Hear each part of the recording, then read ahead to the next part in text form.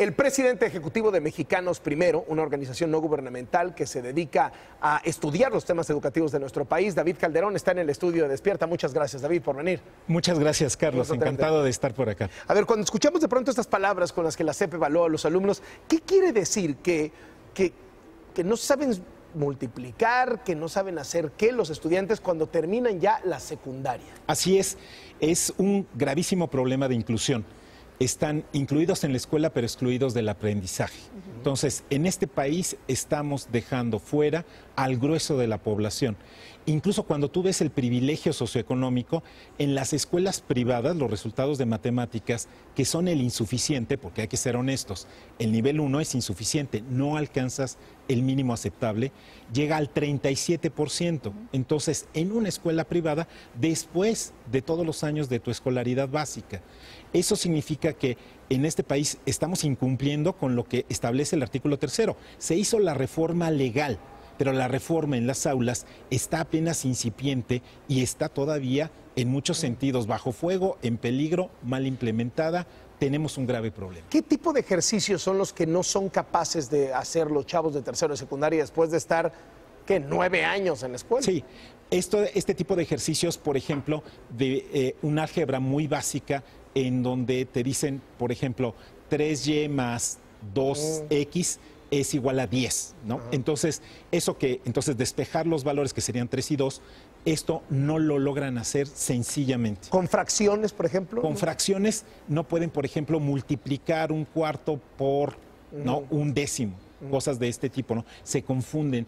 Es sobre todo el problema también de pensamiento matemático que tiene que ver con las secuencias, el pasar grados centígrados a Fahrenheit.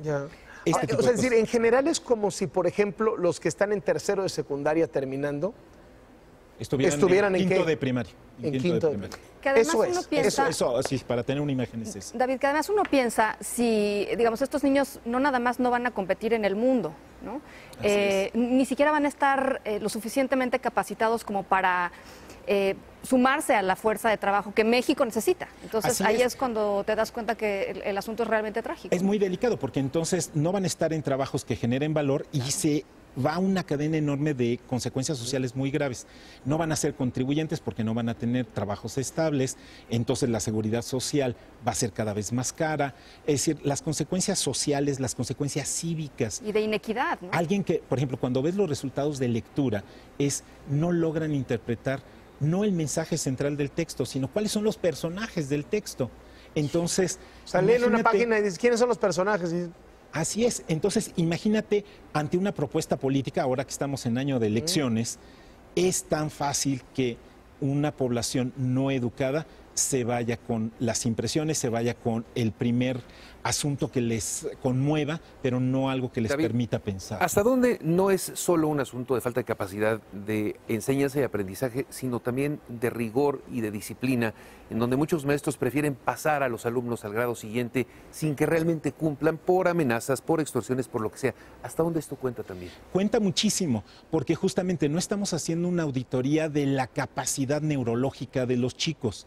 Lo que estamos viendo es que nuestro sistema escolar, como está constituido, no alcanza todavía a dar los resultados. Sin duda hay que darle oportunidad a que muchos de los cambios den, digamos, sus primeros resultados, pero hay que considerar que el gran cambio fue poner una evaluación de los maestros que permite elegir mejores maestros, pero esto tiene que ir acompañado de la formación pedagógica antes de que lleguen a ese punto y después. Entonces, esa dinámica que se da en el salón de clase, esa dinámica de negociación, digamos, entre alumnos y maestros, padres cada vez más laxos, los atractivos que te da las redes sociales, con lo que te puedes distraer, hace que sea un gran reto educar bien a un estudiante, y entonces necesitas que los maestros sean los grandes profesionales del aprendizaje. No basta tenerlos evaluados, que era un paso imprescindible. Ahora se necesita apoyarlos con la formación y tenemos una discrepancia muy grande entre lo que estamos invirtiendo en evaluación y lo que estamos invirtiendo en formación de los maestros. ¿Esto significa que la reforma educativa no está jalando bien? ¿Que haya resultados de esta naturaleza? Es que traemos un automóvil con 3 llantas y un triángulo. Entonces, si todavía no se complementa la parte de la formación de los maestros. No hemos transformado las normales, no hay un ejercicio sólido, continuo, constante de formación de los maestros que ya están en servicio, y entonces tienes mejores barreras para que no entre cualquiera, pero entonces están rebotando las oleadas porque no hemos cambiado las normales. Necesitas cambiar 440 escuelas si quieres cambiar 236,000 escuelas. ¿Y entonces son generaciones perdidas? O sea, estamos hablando de niños... Que los estamos sacrificando. Ahora, ¿todo está perdido? No, hay muchas alternativas y por lo tanto un gobierno responsable tiene que pensar en qué hacemos, por ejemplo, para certificaciones cortas, qué hacemos para regularizaciones en la etapa que sigue. Claro. Estos chicos son los mismos que van a hacer PISA este año. La prueba se tomó en junio de 2017. Así de mal los que la van a tomar en 2018, PISA, el comparativo internacional, son ellos mismos. Y así ya sabemos cómo van a salir. Ya, sí. ¿Sabes qué? Pero nos va a ir mejor, ¿sabes por qué? Porque unos no van a pasar a media superior. Unos están en este momento abandonando la escuela y en abril no van a estar sentados. Pues no nos va a ir mejor. Pues sí. Entonces, no, sí nos va a ir mejor. Digamos, en términos de va a quedar mediciones, pero no... Va a quedar descremado, pues pero sí, no te da la visión real de tu país. Entonces, claro. O sea, buena noticia para los resultados PISA, mala para México, ¿no? Claro. Mala para México, insuficiente para México. Yo creo que hay que tener este sentido de urgencia, no pensar que ya se logró todo porque se plasmó en la ley, porque hay normas. Apenas es un orden mínimo, porque hay bebederos en las escuelas. Que menos mal, qué bueno que hay bebederos en las escuelas. Comparando el desempeño educativo de escuelas públicas y privadas, ¿cómo salieron? Mira, más o menos los resultados están bien pegados a el nivel de ingreso de los padres. Entonces, cuando ves el insuficiente en lenguaje para escuela privada es apenas el 10%, porque estás en un ambiente familiar que en general, con más escolaridad de los padres y más elementos en casa, libros, computadoras, te va mejor. Cuando te vas a matemáticas, que ya es el verdadero aporte de la escuela, 37% están en insuficiente en privada. ¿Contra cuántos en pública?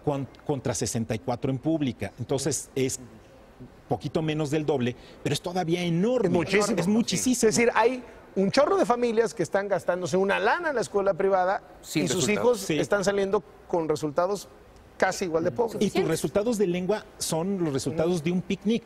¿Qué comes? Lo que trajiste de tu casa. Entonces la escuela, realmente el esfuerzo que hace la escuela se nota en matemáticas. Por eso los resultados son más precisos, tomarlos como referencia a los de mate, porque, por ejemplo, ves una enorme diferencia en la Ciudad de México. Esta es una ciudad llena de oportunidades para aprender cosas del lenguaje. Está llena de texto. En cambio, en los Altos de Chiapas no. Cuando vas a matemáticas se cierra la distancia entre Chiapas y la Ciudad de México, porque eso sí pasa en la escuela. Sí. Difícilmente le enseñas álgebra a tu hijo en la comida, ¿no? Pero sí le puedes leer un libro. Pero cuando dice se cierra, pues más bien pero se cierra hacia abajo, ¿no? Se aplana. Sí, por supuesto, se va. David Calderón, muchas gracias por venir. Muchas gracias. El presidente ejecutivo de la Organización Mexicanos Primero.